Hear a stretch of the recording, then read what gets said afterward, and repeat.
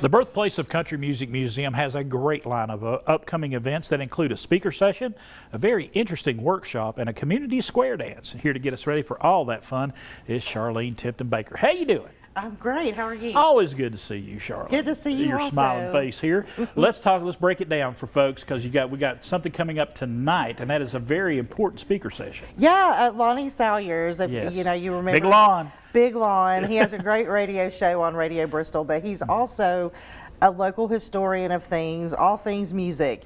And in his sort of discovery of, local record collecting, he has dug in the bins and found some real gems that are locally. And so his whole talk tonight is about sort of the lost record labels of the Tri-Cities. There's several, and they're really fascinating stories, and just some lost history of local music in general. Right. And my dad was a musician locally, and he traveled all over the place doing session work. So I remember a lot of those recording studios that aren't around anymore, like Tri-State in Kingsport, and I passed by there and I'm like, I wonder what happened to that.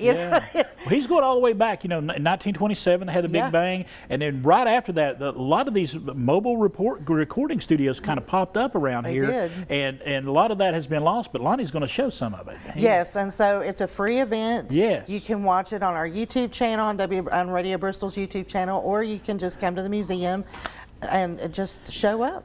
And this Sunday, a very important workshop going on, talking about oral history and how history is passed along. Yes, Katie Clune is the Virginia State folklorist. I have to say that carefully because I don't always say it right. And she's also the director of the Virginia Folk Life Program. Okay. And a lot of us wish when we had our family, around, that we had recorded their history or just asked more questions. And she has interviewed literally thousands of people and recorded those interviews for posterity's sake. And she has some tips on ways to preserve that history, like different ways to record, store it so that it'll always be around.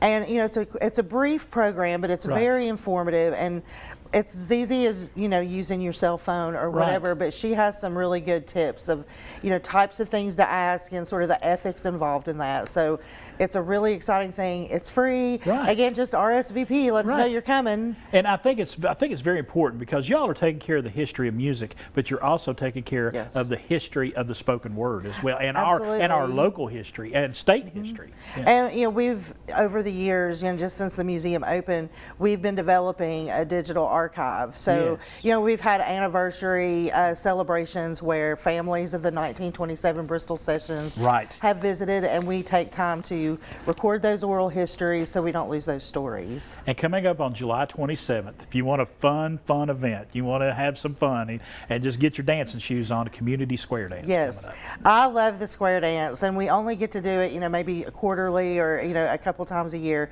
We're sort of moving an exhibit out, so our special exhibit cardboard history is moving. A few days left, you can still see that, but while the space is empty, we're going to have hoedown. Coming do-si-do. Coming do-si-do. You don't need a partner. It's free. Again, RSVP. And some people like to wear their cowboy boots, but unless they're the kind with the really nice soft sole, because you're going to be dancing. Yeah. All right. Charlene, appreciate you so much. Thank you. Folks, the Birthplace of Country Music Museum. So many things we talked about here today. You can find out all of them by going to that website or giving that number right there a call.